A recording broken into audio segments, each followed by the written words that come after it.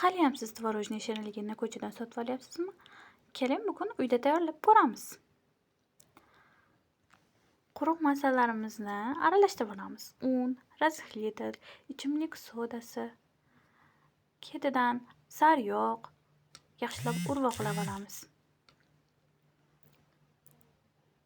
Urvog'imizni ichiga soladigan narsamizni tayyorlab olamiz. 3 ta tuxumni chaqib olamiz.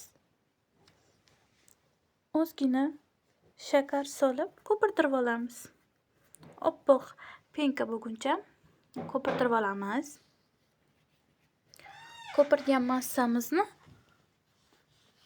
xamirimiz ichiga solamiz va xamir qorib olamiz. Xamirimiz shunaqa yumshoq bo'lib chiqadi. Xamirimizni ikkiga bo'lib olamiz. Katta zuvalasini tag qismiga, kichkinasini morozilkaga qo'yamiz. Ustiga tyorkadan chiqazib olamiz.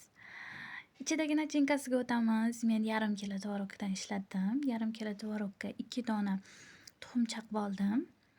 1 piyola shakar, 2 qoshiq mani kurpa solib, krem holatiga kelguncha chopperlab oldim. 2 ga bo'lib olgan xamirimizni katta qismini qolip ichiga yoyib olib, ichidagi nachinkasini solib, men malina bilan gilosdan foydalandim. Siz xohishingizga ko'ra foydalansangiz bo'ladi. Morozilkadagi xamirimni ustiga chiqazib oldim.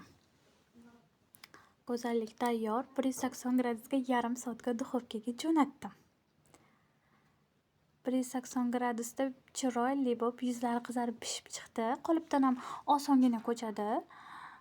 Men xohishga ko'ra saxni pudradan foydalandim.